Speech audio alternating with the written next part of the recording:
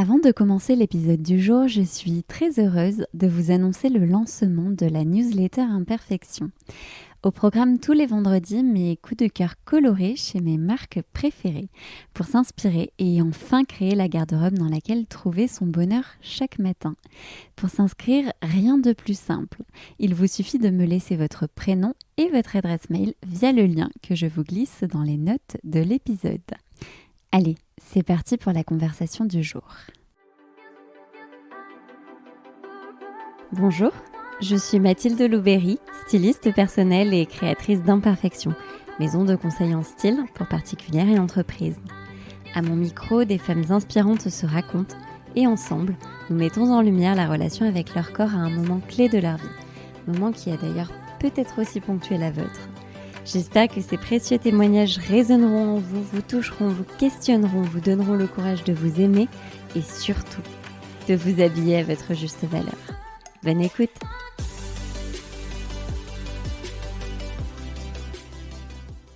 Aujourd'hui, j'ai la grande joie d'aller à la rencontre de Chloé Cohen, créatrice du podcast Nouveau Modèle, que je vous conseille d'ailleurs vivement. Emprisonnée dans un corset toute son adolescence à cause d'une importante scoliose, Chloé se confie aujourd'hui sur sa renaissance, ce fameux moment où, libérée de ce corset, son corps a changé et où elle a enfin pu s'habiller comme elle le souhaitait. Alors comment devient-on une femme engagée pour la mode responsable quand plus jeune, on a été celle qui a pris sa revanche sur les vêtements ? Comment devient-on convaincu qu'avant d'être futile, la mode est politique et le vêtement un moyen d'expression ? Comment se renseigner à l'ère du greenwashing et comment consommer moins mais mieux lorsqu'avec Instagram, la tentation est permanente ? Dans cet épisode, Chloé retrace son parcours et me permet d'aborder pour la première fois dans le podcast un sujet qui m'est cher, celui de la mode éco-responsable. C'est donc avec une grande fierté que je vous partage les mots éclairés de mon invité du jour. Bonjour Chloé, je suis ravie de t'accueillir sur le podcast Imperfection. Est-ce que dans un premier temps, tu pourrais te présenter, nous dire ce que tu fais dans la vie, quel âge tu as, où tu habites, ce que tu as envie de nous dire sur toi en fait ? Bien sûr. Donc je m'appelle Chloé Cohen, j'ai 31 ans, je vis à Paris depuis 2 ans. Je suis revenue m'installer à Paris, même si avec l'année qu'on vient de passer, j'ai l'impression qu'en fait, ça fait pas si longtemps que ça. Mais avant, je vivais aux États-Unis, à New York. J'ai passé 3 ans comme correspondante en tant que journaliste pour la presse francophone. Et c'est en fait sur place en septembre 2018 que j'ai créé le podcast Nouveau Modèle, qui est un podcast sur la mode responsable et engagée. Et je suis rentrée à Paris avec l'envie de développer ce projet, de le rendre un peu plus professionnel et de commencer à en vivre, quoi. Donc c'est mon activité presque principale. J'ai encore un boulot à côté en tant que journaliste pour un média sur toutes les questions de féminisme et de droits des femmes. Le temps que je trouve un modèle économique suffisamment stable avec le podcast et mes activités autour pour pouvoir en vivre complètement. Ok, c'est tout ce qu'on te souhaite. C'est gentil. Et podcast, il est urgent d'aller écouter. Est-ce que tu peux nous parler de ta relation avec ton corps, de l'historique que tu as avec ton corps ? Alors, je dirais que ça a été une relation un peu compliquée avec mon corps. En fait, donc je suis très grande, vous ne me voyez pas, mais je fais pratiquement 1m80. Donc comme ça, je suis plutôt fine. On se dit, taille mannequin et tout. Oui, c'est vrai qu'aujourd'hui, je le vis plutôt bien. Mais quand j'étais petite, je faisais toujours 2 têtes de plus que tout le monde et c'est assez complexant. Donc j'avais tendance à vachement me recroqueviller sur moi-même pour m'affaisser. Donc je déplacer mes hanches un petit peu pour faire tomber ma taille, je rentrais les épaules, donc j'avais d'énormes problèmes de dos à cause de tout ça. Alors ça, c'était une démarche volontaire de ta part que de en faire fait, ça. J'étais tellement, je pense, complexée par ma taille et dépasser tout le monde que du coup, je me portais hyper mal, enfin, je me tenais hyper mal. Je me tenais pas droite. Bon, après, j'ai une scoliose, donc ça, je ne pense pas que ce soit complètement dû à ça, mais c'est aussi à ma croissance ultra rapide, au fait que je me tienne très mal. Je faisais beaucoup de sport parce que j'ai grandi dans une famille de sportifs, pas professionnels, mais qui adorent ça, qui courent, qui font du vélo. Donc moi, je faisais du tennis, de la course à pied, beaucoup de sport. Ce qui aide quand même à aimer son corps dans le sens il m'est utile parce Oui. que il me sert à accomplir des exploits sportifs. Donc de cet aspect-là, je l'aimais, ce corps. Oui. Mais plus d'un point de vue physique et regard des autres, là, j'avais beaucoup de mal. Et en fait, au collège, donc je devais être je sais pas, 4e, 3e, quelque chose comme ça. Je me souviens plus précisément Oui. de mon âge à cette époque-là, mais ma scoliose était tellement grave qu'on m'a mis un corset. Donc j'ai porté un corset que je devais porter tout le temps, toute la journée, voilà, vraiment tout le temps. Et donc ça aussi a pas mal modifié mon rapport au corps et voilà, je me camouflais, j'osais pas me montrer parce que j'avais peur qu'on voit ce corset. Après coup, je me dis c'est complètement bête parce que finalement, c'est juste, voilà, j'avais un problème, enfin une maladie, c'était pas grave, enfin il y avait pas de honte à avoir, mais bon à cet âge-là, on a très peur du regard des autres, Bien sûr. donc voilà. Et puis après j'ai grandi et j'ai enlevé le corset et donc j'ai appris à m'aimer. Puis après quand on commence à rentrer vraiment dans la vie adulte en tant que femme, la taille pose plus tellement de problèmes puisque tout le monde a grandi. Enfin voilà, il y a d'autres Oui. filles qui avaient ma taille. Enfin voilà, donc Oui. j'ai commencé à m'aimer. J'ai continué à faire du sport. Je me suis rendu compte à quel point il fallait prendre soin de son corps pour se sentir bien et pour pouvoir continuer à accomplir ses exploits sportifs. Donc voilà, j'espère que j'ai bien résumé un peu comment Alors, tu ça as a évolué. bien résumé et surtout, tu me fais une parfaite transition puisque c'est le fameux moment clé de ta vie de jeune femme. Donc, de jeune femme, décidé de exactement. nous parler. Donc, c'est le retrait de ce corset. Ouais, c'est bien ça. Ça a été une vraie libération. Donc, comme je disais, j'ai porté ce corset, je le portais nuit et jour. À nuit et jour. Ouais. Ah oui, d'accord. Donc, Et alors, est-ce que tu peux retracer un petit peu, tu vois, le pourquoi du comment ce corset, bien comment sûr. tu l'as appris, nous raconter tout ça. Alors, j'ai des parents médecins. Et ma maman était assez omnibulée par... en plus, elle est médecin scolaire, donc c'était un peu elle qui nous faisait les checks, les yeux, l'ouïe, le dos, voilà. Ouais. Et comme mon père a aussi des problèmes de dos, bon, elle était un peu omnibulée par ça, et puis elle savait que j'avais grandi très vite, donc c'était un peu sa hantise en tant que médecin, voilà. Et ben ça n'a pas manqué. Donc un été, elle a regardé mon dos et elle m'a dit mais c'est pas possible. Enfin, ta colonne vertébrale, elle fait un S. Faut vraiment qu'on aille te montrer un spécialiste. Et donc on est parti à Montpellier voir un spécialiste du dos de l'enfant. Ouais. Et là ils m'ont détecté donc une scoliose assez grave puisque j'étais, je crois, à 28 ou 29 degrés de scoliose. Oui. À 30 degrés, on opère et on met une barre de fer dans le dos. Et donc, il avait dit, en fait, c'est un peu la dernière chance. Soit le corset fonctionne et du coup, tu échappes à l'opération et à cette barre de fer. Soit, malheureusement, ça fonctionne pas. Donc, en fait, j'avais tellement cette pression-là que j'ai vraiment porté mon corset tout le temps. J'ai eu de la chance, ça a fonctionné. Ça a plutôt bien fonctionné puisque donc, ma colonne n'est pas complètement droite. J'aurais jamais un dos... complètement droit comme tout le monde, mais voilà, je vis parfaitement, il n'y a pas de souci, quoi. Voilà, ma colonne s'est bien redressée, mais donc ça a mis j'ai dû commencer peut-être 5e, 4e, quelque chose comme ça, jusqu'à lycée et terminale. Donc voilà, et lycée terminal, j'ai vraiment fait un rejet de ce corset, et donc je le portais plus que le matin. L'après-midi, je l'ai enlevé, c'était plus possible. Puis l'été, c'est une chaleur. Vraiment, c'est. Puis ça serre, quoi. C'est-à-dire qu'il y a des sangles pour serrer parce qu'il faut vraiment redresser. Il y a des points d'appui dans le dos. Enfin, c'est quand même pas agréable. Et en fait, ça a tellement. Ça m'a aplati. Enfin, vraiment, quoi. C'est-à-dire que physiquement, j'avais pas l'impression d'être une femme, quoi. J'étais plate, j'étais très, très maigre parce que je pouvais pas bien manger avec ce corset qui était hyper serré. Donc, en fait. C'était un peu ça la sensation. Donc, j'étais très grande, très maigre, donc un peu c'était un peu particulier. D'un côté, ça me plaisait parce que malheureusement, c'est l'image qu'on nous renvoie dans les magazines et sur les podiums, en fait, toutes ces femmes maigres, grandes. Donc d'un côté, je me rassurais en m'identifiant à tout ça et en me disant c'est pas si mal d'être comme ça, voilà. Est-ce qu'on te faisait des compliments à l'époque Pas tellement des compliments parce que je cachais aussi le corset, donc en fait je portais des vêtements très larges, donc ça se voyait pas tant que ça.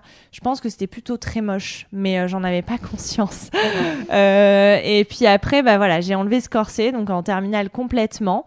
Et là, ça a été un peu une révélation parce que j'avais l'impression de revivre, quoi, qu'une deuxième partie de ma vie commençait sans ce corset.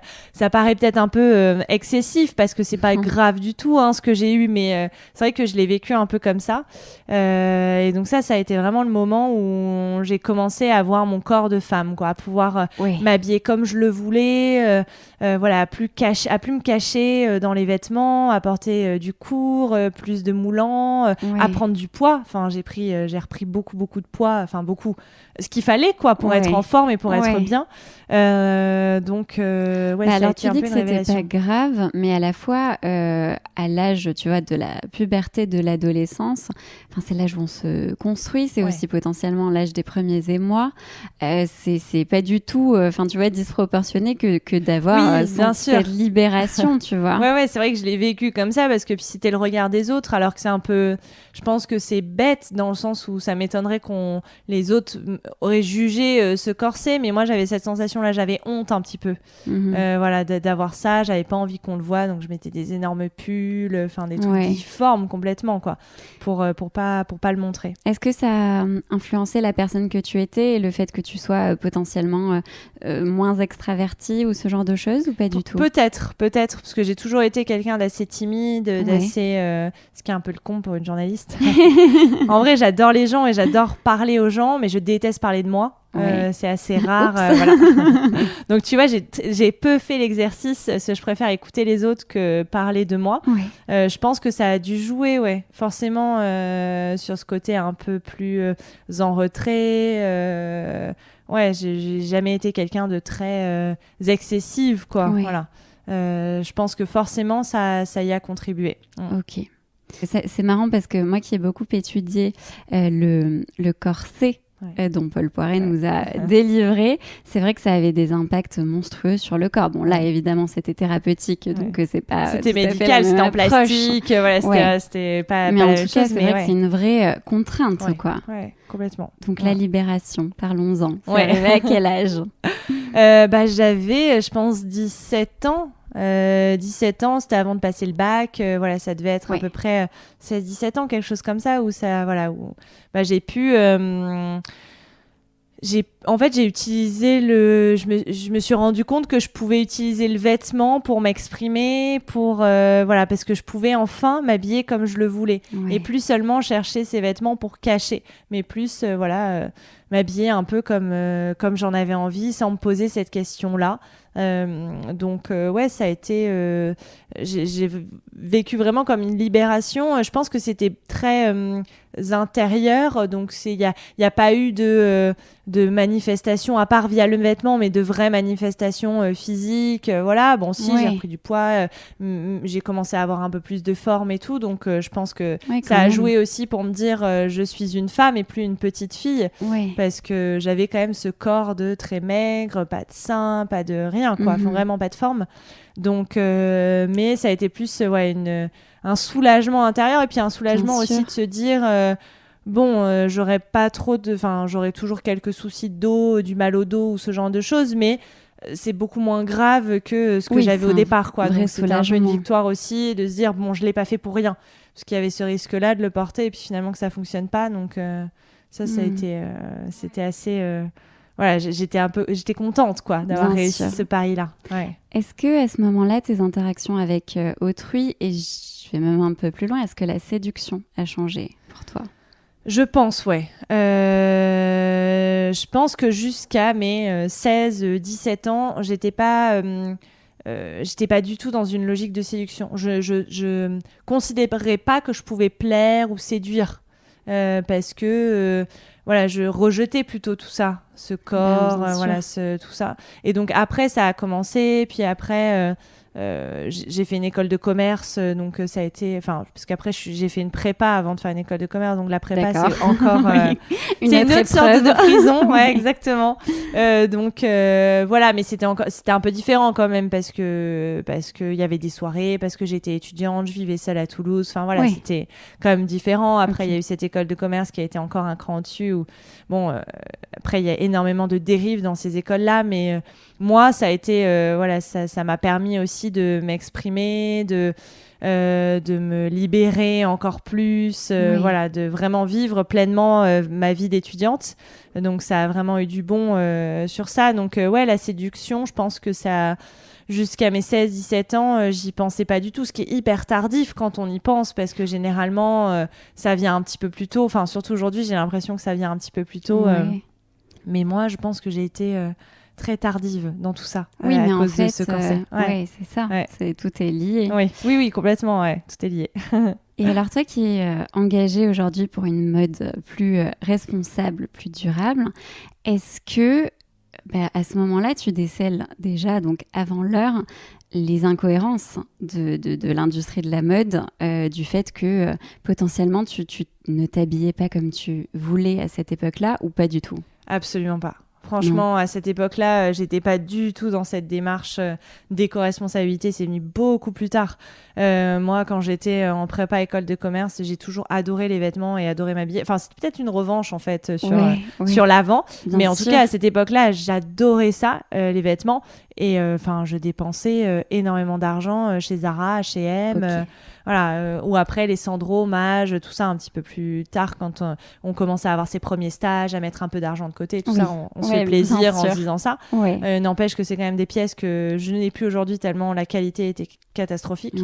Mais non, à cette époque-là, j'avais absolument pas conscience de tout ça. C'est venu beaucoup plus tard. Ça a commencé par les cosmétiques, la nourriture, pour ensuite aller sur le vêtement, mais c'est arrivé sur le tard. D'accord. Donc pas de réelle corrélation. Pas du tout. Au contraire, j'avais l'impression de prendre une revanche et d'être boulimique de vêtements, quoi. Voilà. De m'acheter plein de choses. Ça n'avait aucun sens, mais bon, voilà, c'est comme ça. C'est une tranche de vie. Exactement. Un peu plus insouciante. C'est ça. Ok. Et alors justement, qu'est-ce que tu t'amuses à porter à ce moment-là? C'est une très bonne question. Je pense que j'avais pas de... Je me suis cherchée beaucoup, je pense, dans le style, vu qu'avant, j'y prêtais pas attention et je cherchais plutôt des choses amples pour me cacher. Donc, il n'y avait pas... Voilà, je cherchais pas mon identité à travers le vêtement, plutôt à me cacher. Donc, je pense que c'était un peu fouillis. Il y avait plein de choses... je sais même plus ce que je pouvais avoir comme pièce. Alors, j'ai toujours adhéré les combinaisons, les salopettes, donc ça, j'en avais, c'est sûr. J'ai tenté le chapeau, ça ne m'allait pas du tout. Enfin, voilà, j'ai tenté quand même énormément de choses. Après, j'ai jamais été toujours pas extravertie, jamais. Donc, j'ai jamais osé les couleurs très très flashy. Peut-être un petit peu en été, une fois de temps en temps, mais ça restait assez sobre dans la couleur. Beaucoup de noir, du jean. Voilà, c'était quand même assez sobre, mais il n'y avait pas vraiment de cohérence, quoi. C'était un peu tout et n'importe quoi, de la mauvaise qualité, des trucs que je mettais jamais. Voilà, je pense qu'il n'y avait pas vraiment... Je pourrais même pas identifier un style particulier ou une pièce particulière, tellement c'était tout mélangé, quoi. Est-ce que le mot d'ordre, c'était de te mettre en valeur ou pas encore, ou pas du tout? C'est une bonne question. Peut-être un petit peu, je pense, quand même. Puisque à ce moment-là, je commençais à avoir ma taille, mais pratiquement 1m80 plutôt comme un atout. Le fait que je sois plutôt fine comme un atout. Avec un peu plus de forme, donc c'est commencé à être un petit peu plus joli qu'avant, où avant j'étais très maigre, c'était quand même vraiment très très laid. Donc je pense que oui, certainement. Peut-être un peu plus de court, un peu plus de moulant, du slim, voilà, des robes. Clairement, osais montrer mes jambes, puisque j'avais des grandes jambes, tout le monde me le disait, donc je me disais que c'était bien de les montrer, voilà. Donc en fait, ton corps change, et ton regard sur toi aussi. Et mon regard, ouais, complètement. Même si j'ai jamais eu vraiment confiance en moi. C'est que le ça mal soit du siècle. c'est ça, physiquement, intellectuellement, un peu tout, hein, vraiment. Et encore aujourd'hui, j'ai toujours beaucoup de mal à avoir confiance en moi. Alors, en Donc tout cas, tu peux avoir confiance en ce que tu fais. c'est gentil, mais c'est vrai que c'est compliqué. Je pense que c'est tout le monde, hein. C'est pas juste moi, mais c'est un peu compliqué. Et même avant, voilà, c'était un peu mais je pense que j'osais un peu plus. Ok. Donc le fait d'oser, finalement, ça te permet de changer de regard sur toi. Ouais, ça me permet de changer de regard sur moi, je pense. Ouais, Ok. ouais. Et alors le déclic, j'aimerais bien qu'on en parle quand même. Qu'est-ce qui a fait que tu t'es tournée vers une mode beaucoup plus responsable? Alors, beaucoup de choses en fait. Ça s'est fait assez progressivement. Comme je disais, j'ai commencé un peu par me poser des questions sur ce que je consommais, ce que je mettais sur ma peau, les perturbateurs endocriniens, tout ça. Comment t'es arrivée à te poser cette question-là? Ben, je pense, j'ai une tante qui a fait un cancer du sein et D'accord. du coup, ça a forcément joué parce qu'elle nous a elle nous a beaucoup parlé des déos, de faire attention à ce qu'on mettait, tout ça, parce que voilà, ça, je pense que ça contribue quand même. Oui, bien sûr. Donc on commence, on commence à quand même se poser des questions autour de nous. Moi, je commençais à lire, voilà, des articles et tout. On commence à en parler. Après, il y a eu la nourriture beaucoup aussi. Qu'est-ce qu'on mange, d'où ça vient. Et donc, finalement, petit à petit, ça dérive forcément sur le vêtement. Et une fois qu'on met le doigt dans l'engrenage, c'est compliqué de revenir en arrière. Donc, j'ai commencé à lire beaucoup de choses, à regarder des documentaires. The True Cost, évidemment, qui m'a énormément marqué et chamboulé, comme beaucoup de gens. Et donc, c'est comme ça que j'ai commencé à creuser un peu le sujet. Puis après, j'en ai parlé autour de moi. Je me suis rendu compte qu'il y avait quand même une méconnaissance. À un moment, j'ai fait un stage aussi au Parisien, un stage ou CDD, je sais plus ce que c'était, mais je me souviens qu'on avait reparlé du Rana Plaza. Donc à l'époque, je n'étais pas encore journaliste quand il y a eu le Rana Plaza en 2013, ouais. Mais voilà. Mais je sais qu'on en avait reparlé après coup. Il devait y avoir peut-être une suite. Je sais plus exactement ce que c'était, mais j'ai le souvenir qu'on en avait reparlé. Et donc ça m'avait encore une fois interpellée. Je m'étais dit, c'est vrai qu'il y avait quand même eu cet événement. Est-ce que tu peux rappeler pour les auditrices? Oui, bien sûr. En fait, l'effondrement du Rana Plaza, donc c'était le 24 avril 2013. C'était un immeuble à Dhaka, au Bangladesh, qui abritait des ateliers de l'industrie textile. Et l'immeuble s'est effondré parce qu'il n'y avait aucune norme de sécurité. Et en fait, les machines étaient très lourde, avec les vibrations, l'immeuble s'est effondré donc sur des milliers de gens. Alors le nombre exact, c'est 1138, je crois, personnes qui sont mortes sur place, et il y a eu des milliers d'autres qui ont été blessés, handicapés, enfin voilà, plein de... ça a été assez terrible. Moi, quand on regarde les images de cet immeuble où on voit encore des gens dans les décombres, ces étiquettes de vêtements qu'on portait, voilà, c'est assez dramatique comme événement. Donc forcément, ça, quand on en reparle, ça marque un peu les esprits. Après, c'est difficile parce que c'est loin. Et donc ça, les chercheurs l'ont beaucoup marqué, l'ont beaucoup expliqué.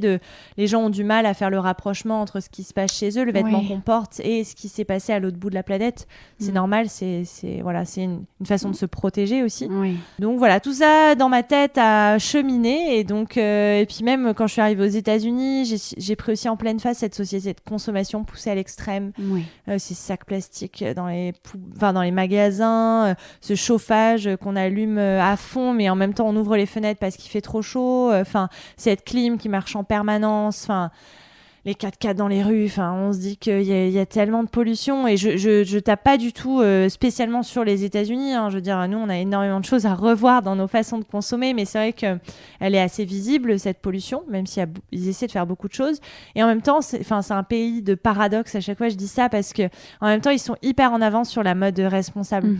Moi c'est là-bas que j'ai découvert les Everlane, les Patagonia, les Reformation. Alors on en pense ce qu'on veut, les Everlane, les Reformation ont des dérives évidemment, et ce ne sont pas des marques parfaites, mais voilà, j'ai découvert plein de marques, notamment qui viennent de la côte ouest des États-Unis, et qui sont hyper en avance sur ces questions d'éco-responsabilité. Oui. Donc là, tu découvres quand ? Ouais, c'est un peu un nouveau monde. C'est Je suis arrivée en 2016. Ouais. Donc, j'avais commencé à creuser le sujet avant. Mais là-bas, je commence à vraiment découvrir ce qu'est la mode éco-responsable. D'accord. Avant, c'était plus les dérives. Là, je commence à voir qu'il y a des solutions, qu'il y a des marques qui s'engagent pour changer les choses.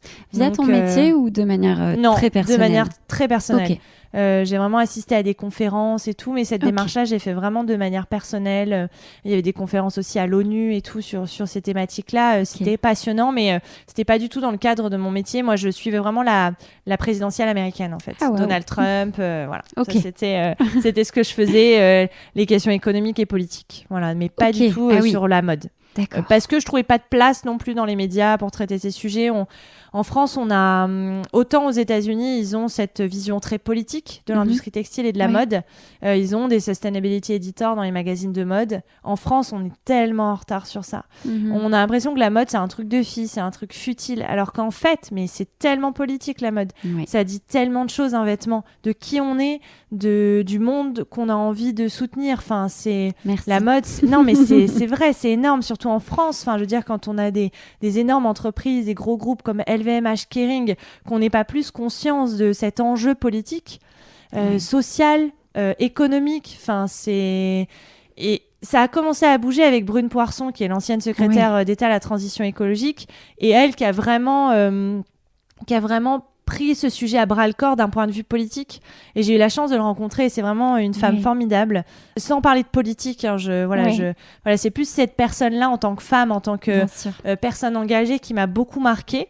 Et c'est là où on voit à quel point on est en retard en France. Dans le New York Times, il y a eu un portrait d'elle qui est génialissime, et qui, le titre, c'est la ministre officielle de la mode en France. Sauf que en France, on lui a demandé, mais du coup, le titre de New York Times qui vous a surnommé la ministre officielle de la mode, c'est parce que vous vous habillez bien. Voilà, on en est là, quoi. Au secours. Enfin, ouais, exactement, au secours, quoi. À quel point on renvoie la mode à cet aspect très futile, alors que c'est complètement politique, quoi. Donc, je me suis égarée, pardon. Mais c'est tellement intéressant que... Merci. Mais du coup, c'est vrai que, voilà, en tout cas, voilà, tout ce cheminement a fait que on va dire que les États-Unis m'ont plutôt ouvert les yeux sur l'aspect positif de cette mode éco-responsable. Voilà, pour boucler la boucle. Oui, tout à fait. Donc, du coup, à partir de ce moment-là, tu décides de créer Nouveau Modèle, ou c'est un gros raccourci et tu n'y arrives pas tout de suite? Alors oui, plus ou moins, c'est-à-dire que l'idée commence à germer. Après, mais comme pour tout projet, hein, entre l'idée et le moment où on le réalise, il se passe beaucoup de temps parce qu'il faut prendre confiance, il faut oser se lancer. Donc l'idée commence à germer, de trouver une plateforme pour parler de cette mode, des solutions. Je pense que on engage les gens. Évidemment qu'il faut parler des problèmes, c'est primordial, c'est hyper important de sensibiliser l'opinion publique. Mais si on propose pas des solutions en face, c'est dur, c'est paralysant. Donc pour moi, c'était important de proposer ces solutions en parallèle de dénoncer les problèmes de l'industrie textile. Donc l'idée commence à germer petit à petit en me disant, attends, t'es journaliste radio, t'adores ce média, je découvrais le monde du podcast aux États-Unis. Je trouvais ça formidable. Qui était beaucoup plus en avance. Hein. On commence à rattraper notre retard, et tant mieux, parce que c'est un média tellement incroyable. Je me disais, mais attends, mais c'est génial, c'est-à-dire que t'as une plateforme à toi où tu peux parler pendant 1 heure ou plus si t'en as envie, mais avec une invitée et rentrer dans le fond d'un sujet, mais c'est fantastique. C'est-à-dire que cette place-là, tu ne l'as nulle part ailleurs. Donc c'est génial, t'as de compte à rendre à personne, tu choisis tes invités. Donc petit à petit, puis je commence à chercher, savoir est-ce qu'il y a des podcasts qui existent, parce que peut-être que je n'invente rien, voilà. Et donc j'en ai trouvé des podcasts anglo-saxons, enfin un podcast australien qui s'appelle de Claire Press, qui est une journaliste américaine spécialisée dans la mode responsable, et qui s'appelle The Wardrobe Crisis, pardon pour mon anglais un peu pourri. Donc quand je découvre ça, je me dis mais c'est génial, c'est exactement ça que je veux faire, et j'en trouve pas en France, trouve pas en langue française. Ça n'existait pas au moment où je décide de lancer Nouveau Modèle. Je me dis, attends, il y a clairement quelque chose à faire. Enfin, si ça n'existe pas, crée-le. Au pire, il y a 3 personnes qui t'écoutent, c'est pas grave. C'est déjà 3 personnes qui vont s'éveiller à cette problématique-là. Et puis finalement, ça a bien pris. Et alors, à ce moment-là, est-ce que ta consommation de vêtements change, ou est-ce qu'elle avait déjà changé? Elle avait déjà changé, elle continue à changer. On s'arrête jamais d'apprendre et de se raisonner et d'évoluer, je pense. Sûr. C'est un chemin continu. Oui. Elle avait déjà changé. Je pense que j'ai eu un rejet complet de l'industrie textile et de la mode, en mode non mais je ne peux plus rien acheter, ce n'est plus possible. Et puis je savais plus vers qui me tourner, vers quelle marque me tourner. Et ça a pris beaucoup de temps avant de découvrir des marques véritablement engagées, qui me plaisaient avec le style, tout ça, parce que ça aussi c'est important. Évidemment. Et du coup ça a mis un peu, ça a évolué progressivement. Donc oui et non quoi, c'est-à-dire qu'elle change à ce moment-là, mais elle change de façon continue quoi. Donc et après je pense que je me suis rabibochée avec la mode beaucoup plus tard. Je dirais même que c'est assez récent où j'ai recommencé à consommer avec plaisir des vêtements. Parce que je pense que c'est très important d'avoir ce plaisir-là quand on achète des vêtements. Alors oui, le minimalisme, oui, évidemment que je martèle ce message, il faut qu'on diminue notre consommation de vêtements et surtout la production en fait de vêtements, plutôt que de taper toujours sur les consommatrices et les consommateurs. Il faut que les marques arrêtent de surproduire plutôt, mais il faut aussi qu'on diminue nos achats.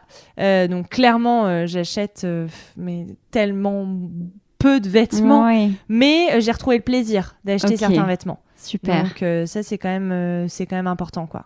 C'est ce qui m'intéresse en fait, parce que de la jeune fille emprisonnée dans son corset jusqu'à une jeune femme plus, comme tu disais tout à l'heure, boulimique de vêtements et de tendances, je suppose aussi, à la femme engagée qui du coup arrête de consommer. Et du coup, là, on est plus dans une démarche de consommer mieux, si j'entends bien. Ouais, j'ai une relation saine, quoi. Voilà. Avec les vêtements. C'est devenu sain, quoi. C'est-à-dire que Après, Instagram n'aide pas parce qu'on est quand même tellement inondé d'images qu'on a tout le temps envie. Mais moi, ce que je fais, c'est que même forcément, j'ai envie. Il y a plein de vêtements qui me font envie, mais j'en ai pas vraiment besoin. Donc je vais pas acheter pour acheter, ça n'aurait aucun sens. Ce que je fais, c'est que j'attends.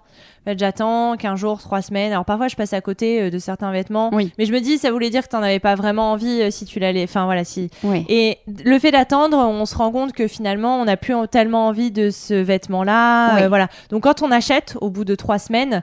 C'est un vrai achat réfléchi quoi. Parce que si pendant 3 semaines je rumine en me disant non mais vraiment ce vêtement là je l'imagine avec tellement de tenues de mon placard, parce que la meilleure chose c'est de porter ces vêtements quoi, qui restent pas en boule quelque part, ça n'aurait, dans son placard ça n'a pas de sens, c'est ce qui pollue le plus quoi. Donc, est-ce que tu dirais qu'aujourd'hui dans ta garde-robe tous tes vêtements te plaisent?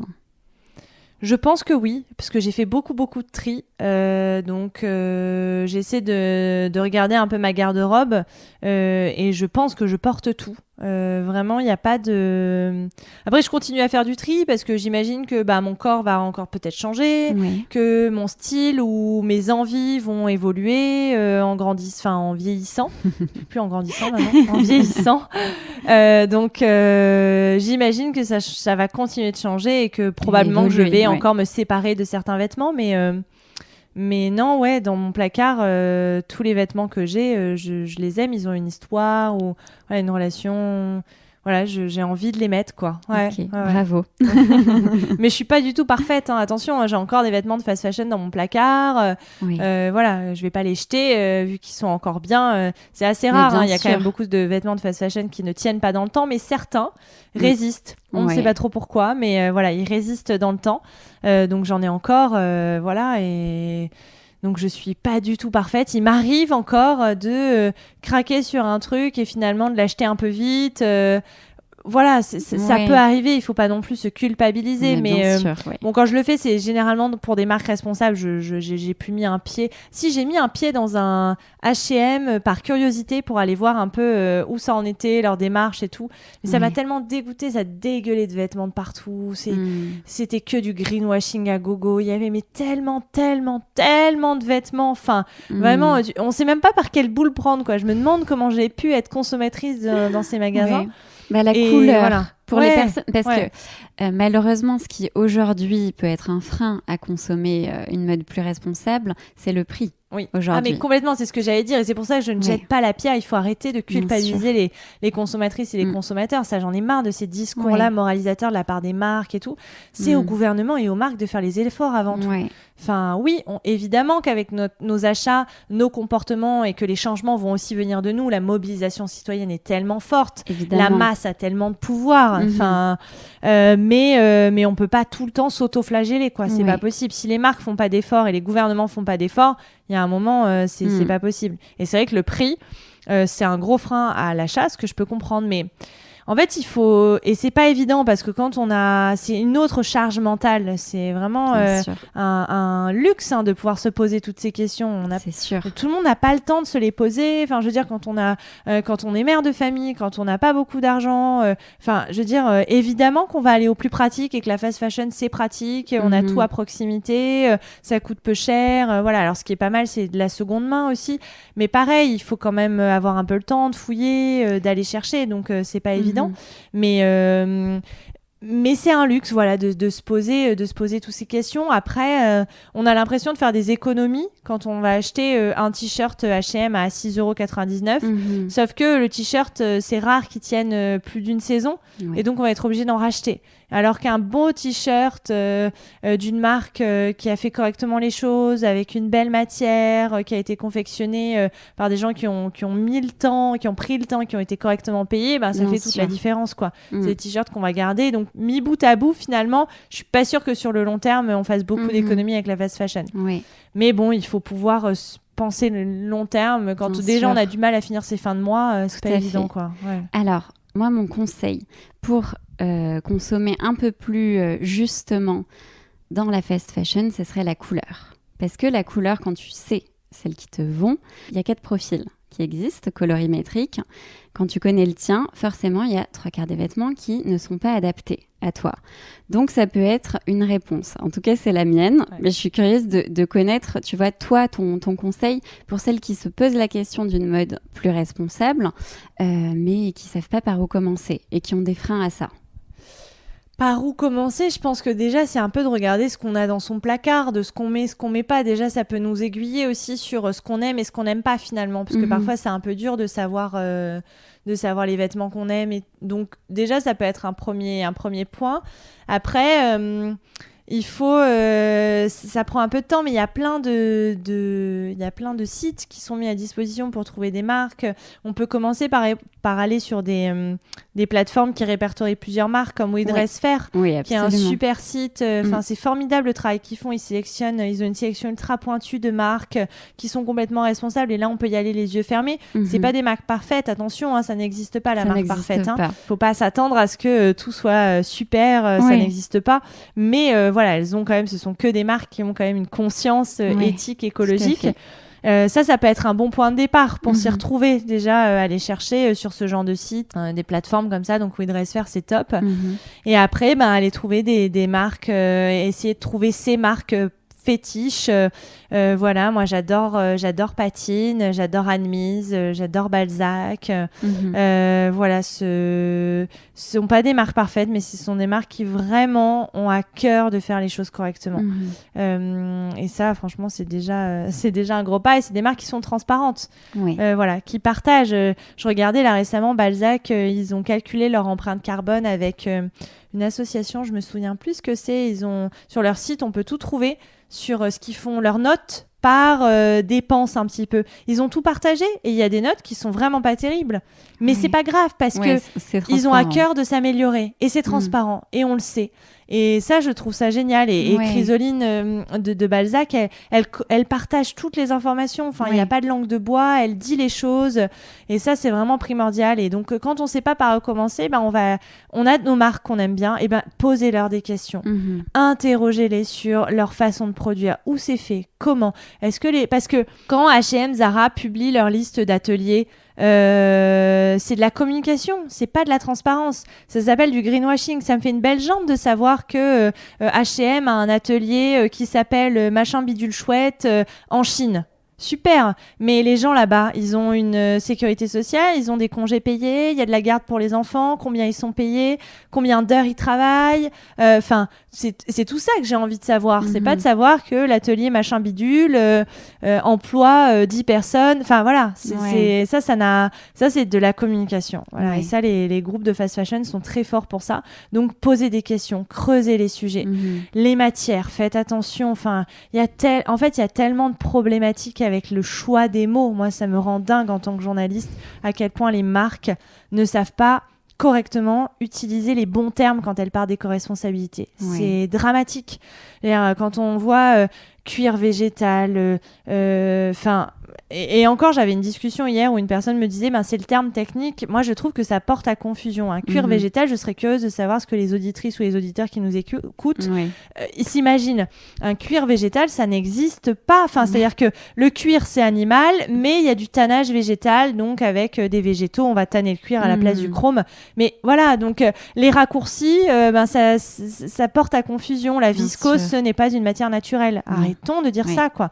C'est pas vrai. C'est une matière fabriquée à partir de matière naturelle, mais c'est une matière artificielle, quoi, qui a été modifiée. Les solvants utilisés pour la fabriquer, c'est une catastrophe environnementale. Alors, il y a des viscoses qui commencent qui sont utilisées et qui sont beaucoup plus éco-responsables, qui sont issues de forêts protégées, avec le renouvellement de l'eau, enfin voilà, ce genre de choses. Mais voilà, quand je lis viscose, matière naturelle, non.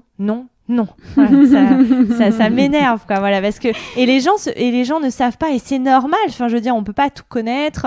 Moi, il m'a fallu, depuis, ça fait peut-être 4 ans que je creuse ces sujets. Donc forcément, maintenant, j'arrive un peu à déceler. Et encore, je suis sûre que je pourrais continuer à me faire avoir par certaines marques. Mais voilà, c'est compliqué. Donc, posez des questions. Des questions. Quand une marque dit qu'elle fait fabriquer en France, c'est-à-dire, est-ce qu'elle fait tout fabriquer en France ? Est-ce que l'intégralité du t-shirt a été fabriquée en France, ou est-ce que c'est simplement la broderie sur le t-shirt ou la pose de bouton qui a été... Parce que ça, elle peut dire que c'est fabriqué en France. Ouais, d'ailleurs, même tu en parles dans un de tes épisodes.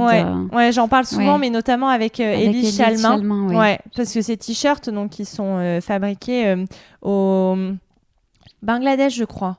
Il me semble, avec la Fair Wear Foundation, donc qui est un organisme qui permet de s'assurer que les ateliers respectent les normes sociales, qui fait des audits, voilà. J'avais fait un épisode aussi sur la Fair Wear Foundation, un des récents épisodes. Et en fait, elle dit, moi, j'aurais pu dire que mes t-shirts étaient made in France alors qu'ils sont fabriqués au Bangladesh, mais en fait, les cœurs sur les tétons sont floqués en France. Oui. Et comme ça apporte toute la plus-value au t-shirt, je sais plus, je crois que c'est 50% de sa plus-value, de sa valeur ajoutée. Elle pourrait dire que c'est fabriqué en France. Donc la législation, il y a un gros problème, c'est pas possible. Il y a plein de marques qui surfent sur ça et donc qui arnaquent les gens, clairement. Voilà, donc posez des questions, vraiment. Posez des questions.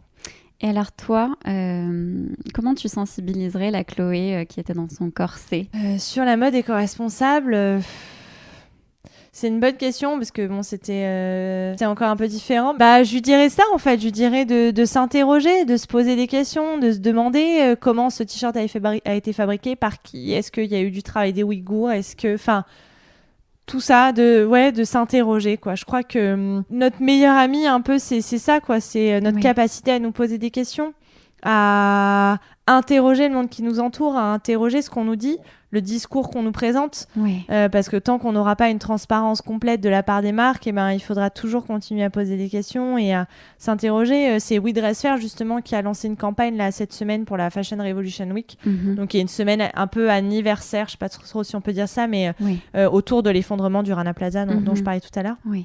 Et qui a dit les questions les personnes qui se sont posées les questions dans notre monde ont réussi à faire changer les choses, et c'est ça, je veux dire, une Rosa Parks qui s'est battue pour les droits des Noirs aux États-Unis, c'était ça, c'était pourquoi je n'aurais pas le droit de m'asseoir dans le même bus que à la même place que les Blancs. Et en fait, la capacité de nous poser des questions, c'est ça, c'est quand Greta Thunberg elle prend la parole à la tribune de l'ONU ou devant les chefs d'État et qu'elle leur demande mais comment vous osez faire ça ? Comment on a pu en arriver là ? Et notre capacité à nous poser des questions, c'est notre arme la plus...